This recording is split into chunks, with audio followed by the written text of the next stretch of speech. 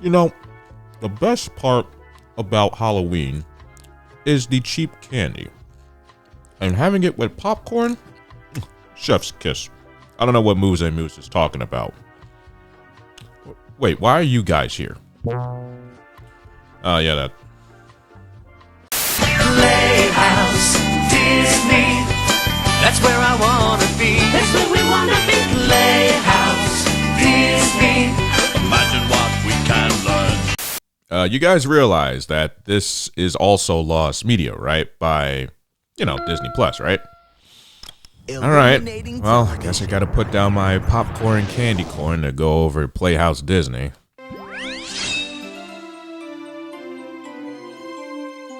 For those of you who are gonna say, well, where's the Disney Channel video?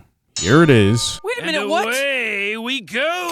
During the rise of Disney Channel, Playhouse Disney would be shows Disney had on their regular Disney Channel blocks. Also, it wouldn't be called Playhouse Disney. During the inception of Nick Jr. and the rise of preschool shows, mainly because it was a new market and the FCC imposed television networks to make said shows or risk losing their broadcasting license, because yes, that did happen, Disney had one goal in mind: to compete with then Nick Jr. That's it. That's all it took. The block itself debuted in 1983 under a roster of early morning Disney shows for preschool kids. Fast forward to the 90s, Playhouse Disney would launch as its own block on April 6, 1997. However, it would be called Disney Channel Little Kids in the early years. Unlike Nick Jr., Playhouse Disney prided itself at the time to be commercial-free, just like Disney Channel back in the heyday. Even if they did have a commercial break or interstitial, it would be Disney-related. In 1997, Bear in the Big Blue House was the first show created by the Jim Henson Company, as well as Shadow Projects. This show would be TV Guide's top 10 children's shows. Fun fact, the same actor who did Bear was the same actor as Kenko on Ubi. The next shows to come after that were pb&j Otter, which was after the purchase of Jumbo Pictures and the Doug IP during Jim's transition to Disney, as well as Roly Poly Oly, made by Nelvana and Disney in '98. Later on, they would get their next hit show, Out of the Box, starring Tony James and Vivian Bayou-Bay McLaughlin. This show would garner more views for the channel, while in the later years would be considered lost media, as Disney Plus would not carry many of the episodes until 2019. By '99, Disney Channel would rebrand as Playhouse Disney, as the slogan would be at the time, where learning is powered by imagination. Imagine and learn here inside Playhouse Disney. In the early 2000s, many more changes followed Playhouse Disney. The block would run from 8 a.m. to 2:30 p.m. for the first 3 years, while in 2001, Playhouse Disney would get a rebrand to fit the new line of logos Disney was using. Made by the company Beehive, the female announcer would be Elise Beasley. Months later, we'd get 2 new shows: Stanley from the newly formed Jim Jenkins Company Cartoon Pizza, as well as The Book of Pooh, which would be the last show to come out of Shadow Projects before dormancy. Playhouse Disney at the time would have interstitial music video shorts called Feet Beat, which would then rebrand to BB's Music Time. Radio Disney would also have a hand in promotion to Playhouse Disney by rebranding the radio show from Mickey and Minnie's Toon Time. While this happens, this Australian band would take over the preschool block.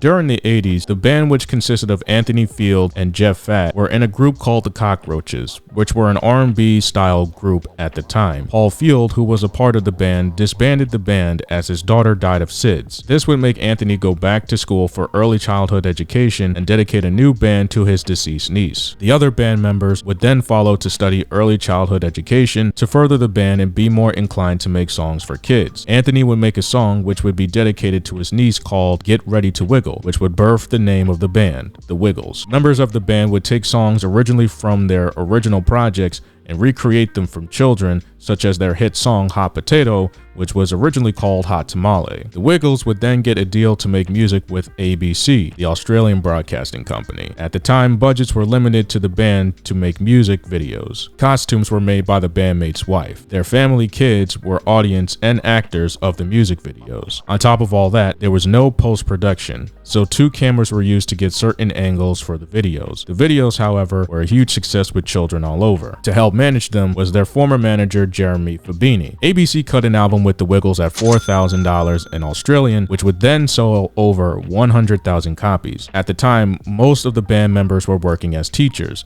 The manager exclaimed to do tours through Sydney and New South Wales. The band would play at daycares, children's birthday parties, and shopping centers. Kids would be attending in dozens to hear the band play as they developed an audience. They would branch off to do their own concerts after that. In '93, the trio would quit teaching to do the Wiggles band full-time and decide to remain independent and self-contained. Additional acts and characters were introduced as well, such as Captain Featherswood, played by Paul Paddock, to then be the fifth permanent member of the band. Dorothy the Dinosaur, Henry the Octopus, and Wags the Dog were also added as side characters with their own storylines. As the second album was released, the band decided to color code themselves with colored shirts to better identify themselves with the kids. Throughout the 90s, the Wiggles would do numbers and tours, however would have to be introduced to new kids every 3 years, but the name grew out of word of mouth and promotion. By '97, the Wiggles would then get their own movie produced by 20th Century Fox. After its release in '98, it would be the highest gross movie in Australia, clocking in over $1 million box office. The success of the movie would prompt the band to make a TV show where the kids can be more inclined to be in tune to them. The Wiggles would then make a pilot script for ABC, but dropped it as there were creative differences. The pilot was then given over to Disney Channel Australia. As the pilot became a success, producers and managers wanted the whole band to go over to the United States international markets, albeit 3 members were going through health complications. Eventually, it would hit the US market and become a big hit. Disneyland California would book them. While performing for the park, producers for Lyric Studios responsible for Barney and Friends would take them under their wing. The studio would want to do business with them. Problems arose due to the bandmates' heavy Australian accents. Understanding that kids didn't care about that and cared more about the band itself was more than enough to strike a deal with them. Some chose to promote them as first appearances would be at Blockbuster video stores with small audiences in '99. In addition, would perform in New Jersey and Brooklyn at small church venues and later theaters, and would eventually go to bigger venues such as Mall of America, Madison Square Garden, and the Beacon Theater. The Wiggles would then be put on intermission slots on Barney and Friends live shows. The more followed as recordings were bonuses on Barney DVDs, which would sell at their highest at FAQ Schwartz and Zany Brainy. Only the real 90s kids would know Zany Brainy. So for those of you who don't know what Zany Brainy is, it's like the equivalent of, the Gen Z, Gen Alpha, Five Below, if you know that store.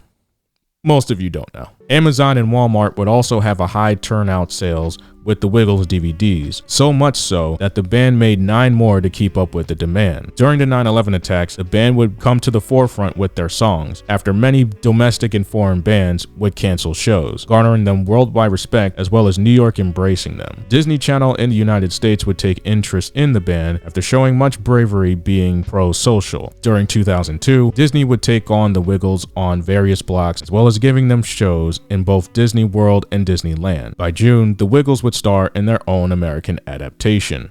Later in '02, Playhouse Disney would rebrand its logo again to match the Disney Channel aesthetics, while introducing their new mascot Clay, voiced by Debbie Derryberry. Yes, the same voice actor as the jet plane and the boy genius. Clay, much like all of Playhouse Disney, is considered lost media. If you remember Clay, he was a mascot that would morph into shapes, colors, and even animals with catchphrases, "Are you with me?" and "It's true." as well as announcing what show would be coming up next. A year later, Playhouse Disney would make a new original show that would mark Cartoon Pizza's second to last successful show, JoJo's Circus. Co-produced by Cup of Coffee Studios, the stop-motion series would be very popular and get a spin-off series called Feeling Good with JoJo. Fast forward to '04, Higglytown Heroes would be the next big thing, while Clay interstitials would suddenly disappear. In '05, the block would have the biggest releases on the channel, such as the Doodle Bops, which was imported, Little Einsteins from Curious Pictures, Johnny and the Sprites, Ooh Ah and You, which would be the next mascot, Charlie and Lola, and Shane Kindergarten's Countdown. By '06, Mickey Mouse would get more additional shows, including the hit show Mickey Mouse Clubhouse, as well as the show Handy Manny, which was the Hispanic version of Bob the Builder. And there was also a glitch on that show, if most of you remember it. I guess you can say Handy Manny was handy that day. My Friends Tigger and Pooh would take to the block in '07, while many series on the channel would end in '08 and '09. Imagination Movers, Special Agent Oso, and Jungle Junction would also premiere during the '08 and '09 era.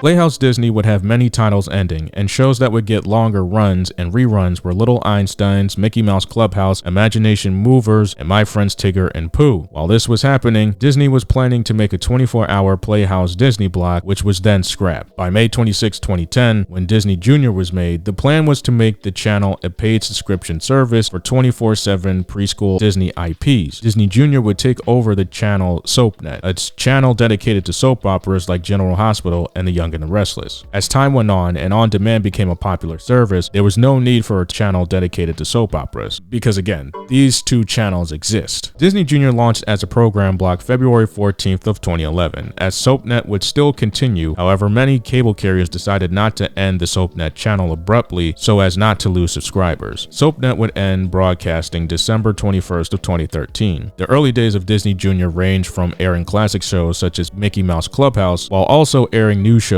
such as Doc McStuffins and Jake and the Neverland Pirates. Disney Junior would also have a weekend block dedicated to movies called The Magical World of Disney Junior, while their night block, Disney Junior Nightlight, still continues on the block. While some of their shows from Playhouse Disney could be seen on Disney+, while many shows went the wayside of being lost media. There are many reasons why Playhouse Disney is considered lost media. One big reason is because of the Disney monopoly. After the complete buyout of ABC, Disney would become too big to fail, buying small studios or big studios and garnering IPs for the sake of revenue and copyright was the name of the game. And you might disagree or think, well, why is this all relevant? I'm glad you asked that. Disney is well known for its IP abyss called the Disney Vault. Anything Disney related or bought will eventually end up in its vault due to copyright or tax write-offs. Disney Plus not having most of Playhouse Disney titles is mainly about the buyout, how much in royalties they would have to pay out, or wait until many studios hit dormancy or the grave before they do so. So studios that they purchase, like Jumbo Pictures for example, are owned by Disney already. Why give money in royalties to a company they already own when they can just throw it in the vault, never to return or see the light of day? That's what Playhouse Disney became, a nostalgic time capsule for us 90s kids and a ripped up Woody doll to Disney. Playhouse Disney came to existence because Nick Jr. was blowing away Disney's competition. While Nick Jr. had depth and research backing up why it still to this day is a childhood juggernaut, Playhouse Disney was an experience if you had the paid subscription at that time. With limited titles and 4 hit shows, many creators called this an underrated channel, and you don't get any pushback from me on that. The problem with Playhouse Disney was the timing. Disney was threatened by competition so much so that it pretty much birthed it without any forethought on why they should cater to a preschool demographic. Granted, Out of the Box and Bear in the Big Blue House were heavy hitters for Playhouse Disney. Had it not been for the Wiggles, Playhouse Disney would have been a failed channel block. Now that Playhouse Disney changed its name to copy its competition, gutted its shows, and put out Jim Henson, Marvel, and Lucasfilm spin-off shows to flex out how much money it's got, Disney Junior is just seeing the same outcome as its competition. If you want your kids to grow up on quality content, definitely give them the OG Playhouse Disney. All right, I'll talk about Toon Disney. Can I at least finish my popcorn with candy corn? Please. Thank you.